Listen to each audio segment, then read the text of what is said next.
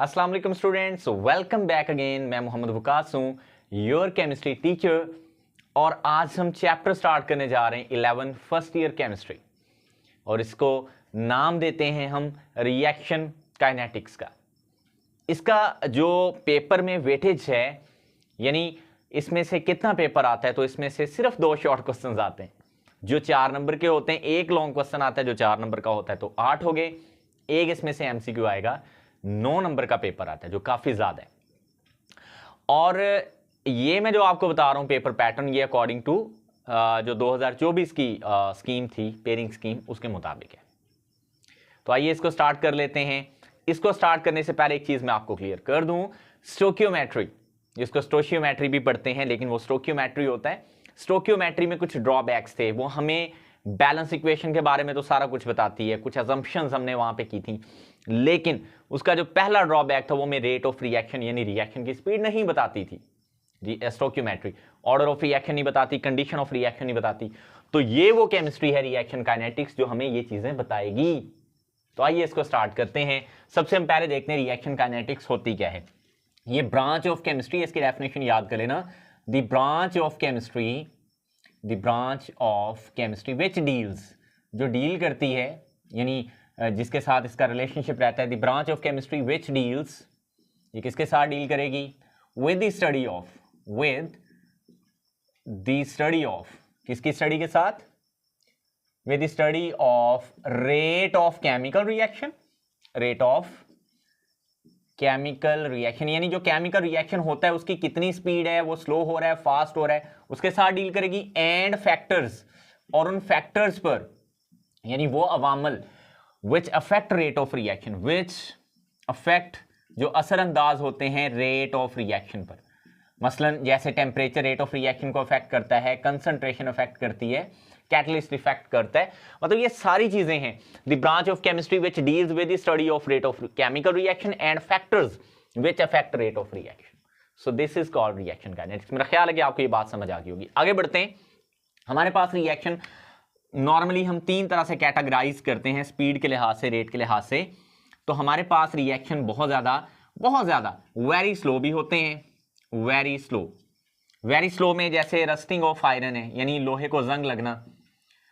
अब जो लोहे को जंग लगता है वो बहुत अरसे में लगता है, टाइम लगता है इसमें, ठीक है, सालों भी लग जाते हैं इसमें।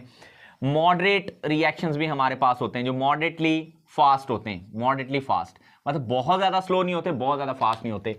इसमें एक एग्जांपल आपने चैप्टर 8 में की है या भी करनी होगी शायद, वो है हमारे पास एस्टर की हाइड्रोलिसिस। एस्टर क्या होते हैं ये आप सेकेंड ईयर में भी जाके पढ़ोगे। बहरहाल this is ethyl acetate ester है। इसकी अगर हम हाइड्रोलिसिस करें तो इससे ये एक रिवर्सिबल रिएक्शन होता है बाय द वे। तो यहाँ पे हमारे पास बनता है एसिटिक एसिड और इथाइल अल्कोहल यानी एथानॉल। इसको आप अभी फिलहाल वैसे ही याद कर लें, इसको आप कहें एस्टेरिफिकेशन, हाइड्रोलिसिस ऑफ एस्टर्स, ठीक है। तो ये बहुत ज्यादा फास्ट भी नहीं है और बहुत ज्यादा स्लो भी नहीं है, मॉडरेटली फास्ट है। और कुछ बहुत ज्यादा वेरी फास्ट होते हैं, वेरी फास्ट। अब ये जो रिएक्शन बहुत ज्यादा फास्ट होते हैं, इसमें एक एग्जांपल उसने आपकी बुक में कोट की है। उसने कहा अगर हम सिल्वर नाइट्रेट को रिएक्ट करवाएं सोडियम क्लोराइड के साथ, किसको? सिल्वर नाइट्रेट को, AgNO3 हम सिल्वर नाइट्रेट को कहते हैं। तो यहां से प्रोडक्ट हमारी AgCl और NaNO3 बनेगी। सो this is very quick fast reaction. तो ये रिएक्शन बहुत ज्यादा फास्ट रहेगा। सो रिएक्शंस को स्पीड के लिहाज से हम 3 तरह से कैटेगराइज कर सकते हैं। इसमें हमारे पास होता है वेरी स्लो, मॉडरेटली फास्ट जो होते हैं, या वेरी फास्ट रिएक्शंस होते हैं। तो ये 3 तरह के हमारे पास रिएक्शंस हो सकते हैं विद रिस्पेक्ट टू स्पीड। अब हम देखते हैं आखिर रेट ऑफ रिएक्शन क्या होता है। रेट ऑफ रिएक्शन को समझने के लिए हम एक ग्राफ बनाएंगे। अब हम जो बात करेंगे रेट ऑफ रिएक्शन पे करेंगे और इसके यूनिट्स पे करेंगे। सो रेट ऑफ रिएक्शन क्या होता है, यानी रिएक्शन की स्पीड से क्या मुराद है। जैसे आप कहते हो ना कि डिस्टेंस में जो चेंज होता है विद रिस्पेक्ट टू टाइम, वो स्पीड होता है या वेलोसिटी होता है। इट मैटर कि वो वेक्टर या स्केलर क्वांटिटी की आप बात कर रहे हो। तो बिल्कुल इसी तरह जो रिएक्शंस में रिएक्टेंट्स होते हैं या प्रोडक्ट्स होते हैं, वो वक्त के लिहाज से अपनी कंसंट्रेशन यानी अपनी मिकदार में कितना चेंज ला रहे हैं, वो उसकी स्पीड होती है, यानी रेट ऑफ रिएक्शन होता है। यानी हम अगर रिएक्टेंट्स लेते हैं, वो कितने टाइम में कितनी प्रोडक्ट बनाते हैं, ये मालूम करना रेट ऑफ रिएक्शन कहलाता है। यानी रिएक्शन की स्पीड, रिएक्शन कितनी स्पीड से मूव किया है। तो रेट ऑफ रिएक्शन बेसिकली क्या है? Change of concentration change of concentration. अब वो चेंज इन कंसंट्रेशन किसका हो सकता है? चेंज ऑफ कंसंट्रेशन या change in concentration of reactants, या ये रिएक्टेंट्स का होगा, और प्रोडक्ट्स, या ये प्रोडक्ट का होगा। यानी प्रोडक्ट या रिएक्टेंट्स की concentration with respect to time, या टाइम के लिहाज से कितनी चेंज हो रही, तो उसको हम बोलेंगे rate of reaction. Change in concentration of reactants और products with respect to time taken. ठीक है, टाइम के लिहाज से जो कंसंट्रेशन रिएक्टेंट्स में या प्रोडक्ट्स में चेंज आ रहा है उसको हम बोलते हैं रेट ऑफ रिएक्शन। अब इसको हम कैसे लिखेंगे? यहां पे अगर हम लिखें रेट ऑफ रिएक्शन तो इसकी इक्वेशन ये बनेगी, ऊपर आएगा change in concentration of substance, substance से मुराद रिएक्टेंट या प्रोडक्ट हो सकते हैं। Change in concentration of substance with respect to, यानी किस लिहाज से? With respect to time taken. तो यहां पे टाइम टेकन आएगा। ठीक है, अब अगर हम इसके यूनिट्स की बात करें यहां पे रेट ऑफ रिएक्शन के यूनिट की, तो वो क्या आएंगे? देखो, कंसंट्रेशन, चेंज इन कंसंट्रेशन से मुराद कंसंट्रेशन ही है, तो कंसंट्रेशन के जो यूनिट होंगे वो होंगे moles per decimetre cube, moles per decimetre cube. और टाइम के आपको पता है सेकंड होते हैं, तो जब आप इसको कैलकुलेट करोगे तो ये बनेंगे मोल्स पर डेसीमीटर क्यूब पर सेकंड। ठीक है, तो ये हमारे पास यूनिट बन गए रेट ऑफ रिएक्शन के। उम्मीद है कि ये आपको चीजें अभी तक यहां पे समझ आ रही हैं। ठीक है, अब यहां पे एक हम रिएक्शन कंसीडर करते हैं। ए हमारे पास रिएक्टेंट है और बी भी हमारे पास रिएक्टेंट है, और इससे सी और डी ये दो प्रोडक्ट्स बन रही। ये सर आपने छोटा ए बी सी डी क्यों लिखा है? ये नंबर ऑफ मोल्स हैं। क्या है ये? Number of moles. तो ये ए रिएक्टेंट के नंबर ऑफ मोल्स ये वाले हैं। तो अगर हम यहां पे लिखें इसको, मतलब कैसे हमने लिखना है, या इसको और ज्यादा मैं आसान कर दूं इक्वेशन को अभी के लिए, तो मैं ये कर देता हूं कि यहां पे ए ही रिएक्टेंट हम ले लेते हैं और बी हम प्रोडक्ट ले लेते हैं। ठीक है, ज्यादा आसान हो जाएगी। तो जो मैं चेंज लिखूंगा ना वो इस तरह होगा, ए की कंसंट्रेशन में कमी हो रही है विद रिस्पेक्ट टू टाइम, और बी की कंसंट्रेशन में इजाफा हो रहा है विद रिस्पेक्ट टू टाइम। कहने का ये मतलब है, डी से मुराद है यहां पे डेरिवेशन। ठीक है, यानी तकसीम, तगय्युर। तो जो कंसंट्रेशन ए है वो कम हो रही है, उसके साथ माइनस का साइन, जितनी ये कम हो रही है उतना बी यानी प्रोडक्ट में इजाफा हो रहा है टाइम के लिहाज से। ये नीचे टाइम आ रहा है, सो ये भी लिखने का एक तरीका है। अब ये तो हो गया रेट ऑफ रिएक्शन। अब हम इसको ग्राफ की मदद से समझते हैं, यानी ग्राफ की मदद से हम रेट ऑफ रिएक्शन को समझने की कोशिश करते हैं कि रेट ऑफ रिएक्शन किस तरह से चेंज होता रहता है। ये रेट ऑफ रिएक्शन जो होता है ना, ये कांस्टेंट नहीं रहता, ये चेंज होता रहता है। अब वो कैसे चेंज होता है उसको हम ग्राफ की मदद से समझते हैं। फिर इसमें हम देखेंगे, जैसे आप वेलोसिटी को देखते हो, इंस्टेंटेनियस वेलोसिटी, एवरेज वेलोसिटी, इस तरह करके आप देखते हो टर्मिनोलॉजीज को, तो यहां पे भी हम ये चीजें देखने वाले हैं। ठीक है, अभी तक आपने रेट ऑफ रिएक्शन को समझ लिया, इसके यूनिट को समझ लिया, और ये बात को समझ लिया कि किस तरह से कंसंट्रेशन ऑफ रिएक्टेंट कम होती है वक्त के लिहाज से, और प्रोडक्ट की कंसंट्रेशन किस तरह से बढ़ती है। अब हम इसको ग्राफिकली देखते हैं। ग्राफ में हम, आपको पता है, दो एक्सेस होते हैं, एक्स और Y axis. So here we have two axes as well, X and Y axis. X axis पे यहां पे हम ले लेते हैं टाइम, और वाई एक्सेस पे हम कंसंट्रेशन ले लेते हैं, कंसंट्रेशन ऑफ रिएक्टेंट्स भी और प्रोडक्ट्स भी। अब देखो, अगर हमारे पास ए रिएक्टेंट है तो ए की कंसंट्रेशन अगर शुरू में बहुत ज्यादा है तो फिर वो ग्रेजुअली कम होती जाएगी। ठीक है, और बी जो यानी प्रोडक्ट है हमारी, उसकी कंसंट्रेशन यहाँ पे शुरू में 0 थी तो फिर वो बढ़ती गई। तो इसका मतलब ये हुआ ए की कंसंट्रेशन में कमी आ रही है, और जो बी है उसकी कंसंट्रेशन में इजाफा हो रहा है with respect to time, time के लिहाज से। लेकिन यहां पे जो सबसे इंपॉर्टेंट बात है वो याद रखने वाली है, वो ये है कि rate of reaction ever changing parameter है, हर वक्त चेंज होता है। मतलब ये एक जैसा नहीं रहता।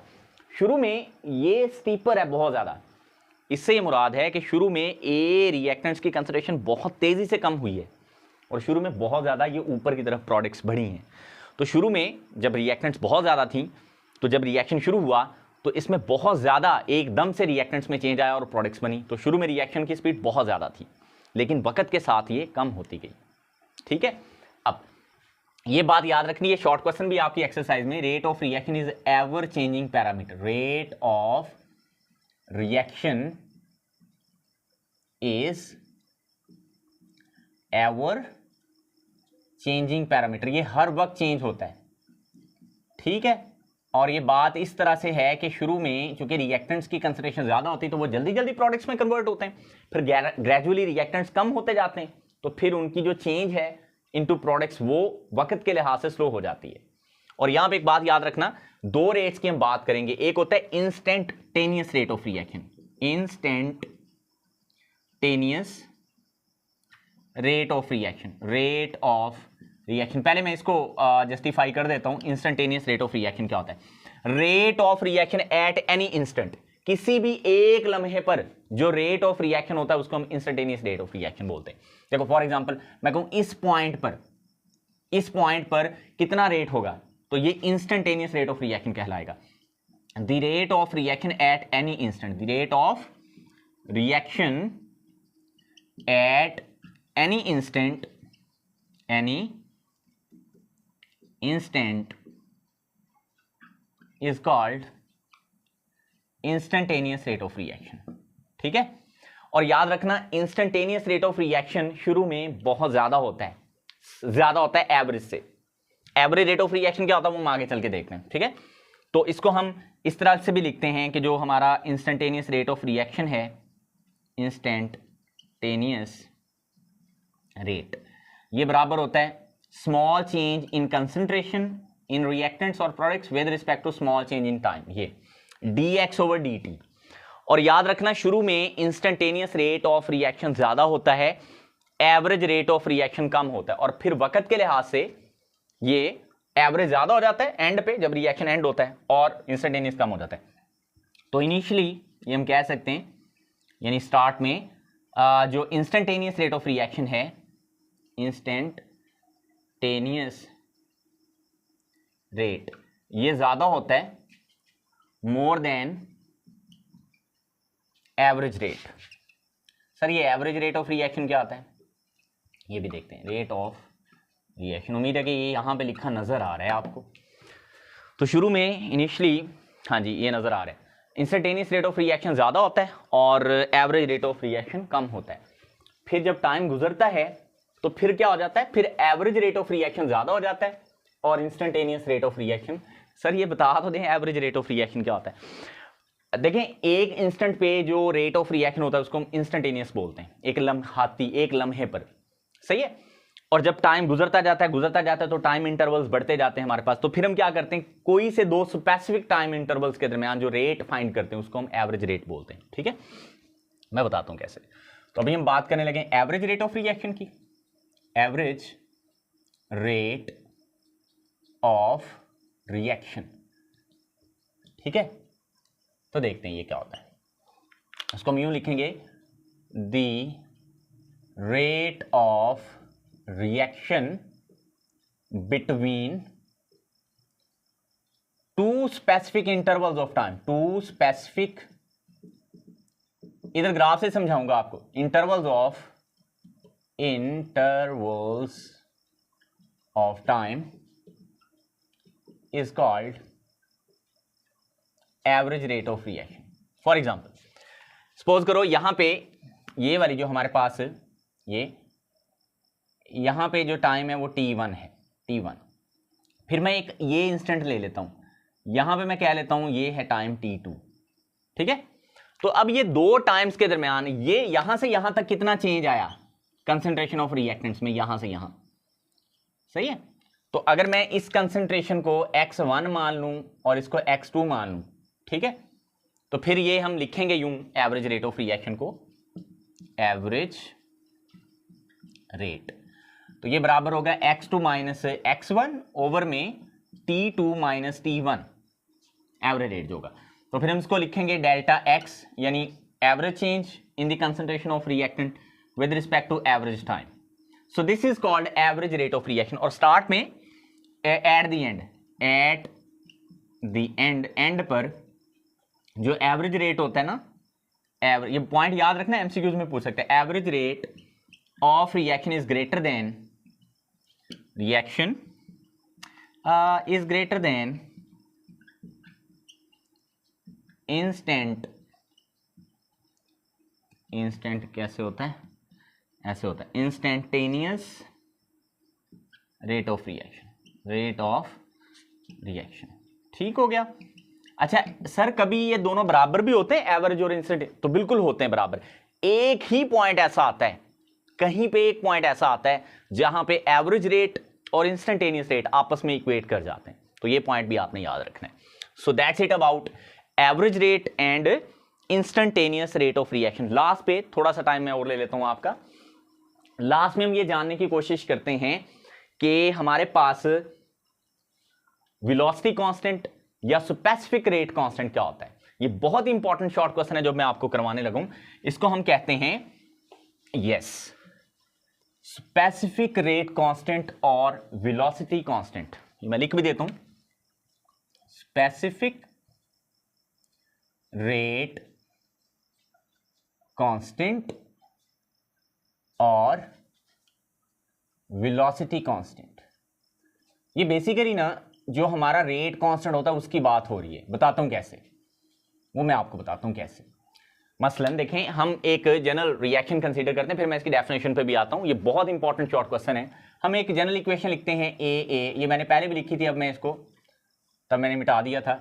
ये हमारे पास ठीक है, तो ये हमारे पास एक इक्वेशन है, इसमें ये रिएक्टेंट्स हैं ये वाले और ये वाली हमारी प्रोडक्ट्स हैं। अब मैं यहां पे ना इसका जब रेट ऑफ रिएक्शन लिखूंगा, रेट ऑफ रिएक्शन, वैसे तो जो ये रेट ऑफ रिएक्शन हम लिखते हैं ना, ये एक्सपेरिमेंटली लिखते हैं प्रैक्टिकल वर्क के बाद। ऊपर वाली इक्वेशन बैलेंस इक्वेशन है ये वाली, ये तो वैसे बैलेंस की होती है स्टोकियोमेट्रिकली। लेकिन ये जो हम रेट ऑफ रिएक्शन लिखते हैं ना, ये वाली इक्वेशन लिखते हैं, उसको रेट लॉ के मुताबिक लिखते हैं। वो आगे चल के आपको बताऊंगा, ये हम प्रैक्टिकली निकालते हैं। बहरहाल यहां पे आप इसको वैसे लिख लो, यहां पे आ जाएगा के according to law of mass action, जैसे होता है ना वैसे है, लेकिन ये लॉ ऑफ मास एक्शन के अकॉर्डिंग नहीं है, ये रेट लॉ के अकॉर्डिंग होता है। इसको प्रैक्टिकली निकाला जाता है। बहरहाल इसको जनरली अभी ऐसे याद रख लो, ठीक है। तो ये अब इसमें ये जो के है ना, ये हमारा रेट कांस्टेंट है, दैट के इज कॉल्ड रेट कांस्टेंट। ये स्पेसिफिक रेट कांस्टेंट या वेलोसिटी कांस्टेंट कब होता है, ये हम जानने की कोशिश करते हैं। अगर हम क्या करें, इफ कंडीशनल है, इफ अगर ए की कंसंट्रेशन और बी की कंसंट्रेशन आपस में इक्वल हो और यूनिटी के बराबर हो, यानी यूनिटी से मुराद है 1 moles per decimetre cube, 1 moles per decimetre cube, ठीक है। तो जब ये भी 1 मोल्स पर डेसीमीटर क्यूब है, ये भी, तो यहां 1 आ जाएगा और यहां पे भी 1 आ जाएगा। तो हमारे पास जो रेट ऑफ रिएक्शन होगा, rate of reaction that will be equal to K, ये फिर आ जाएगा के और क्या, ये 1 raise to power A and 1 raise to power B. अब ये जो पावर होगी ना, ये वाली ए या बी, ये पॉजिटिव इंटीजर्स होंगे। पॉजिटिव इंटीजर जब भी 1 की पावर कोई भी पॉजिटिव इंटीजर हो, 1 2 3, तो वो 1 नहीं रहेगा, तो ये सारा कुछ 1 हो जाएगा। तो यहां पे हमारे पास जो रेट ऑफ रिएक्शन होगा वो के के बराबर आ जाएगा। Rate of reaction will becomes equal to K, will equal to K. This is called rate constant और velocity constant. याद रखें, आप इसको यूं डिफाइन करेंगे, the rate of reaction when concentration of all the reactants, when concentration of all the reactants is unity, सही है, are unity, या concentration of all the reactants become unity. So this is called specific rate constant और velocity constant. लिखें, the rate of reaction, sir लिख लिया, when concentration of all the reactants is unity is called specific rate constant और velocity constant. और इसके वही unit होंगे जो रेट ऑफ रिएक्शन के होंगे। तो क्या होंगे यूनिट, के यूनिट होंगे फिर मोल्स पर डेसीमीटर क्यूब पर सेकंड, जो हमने देखे हैं रेट ऑफ रिएक्शन के यूनिट, फिर वही होंगे, ठीक है। तो ये पॉइंट आपने याद रखना है कि वेलोसिटी कांस्टेंट या स्पेसिफिक रेट कांस्टेंट या वेलोसिटी कांस्टेंट क्या होता है। आई रियली होप ये सारा लेक्चर आपको समझ आ गया है। अगर आपको ये लेक्चर समझ आ गया, फिर इसको लाइक भी करना है, ठीक है, और उनके साथ शेयर करना है जिनको इसकी जरूरत है। Thank you so much, Allah Hafiz.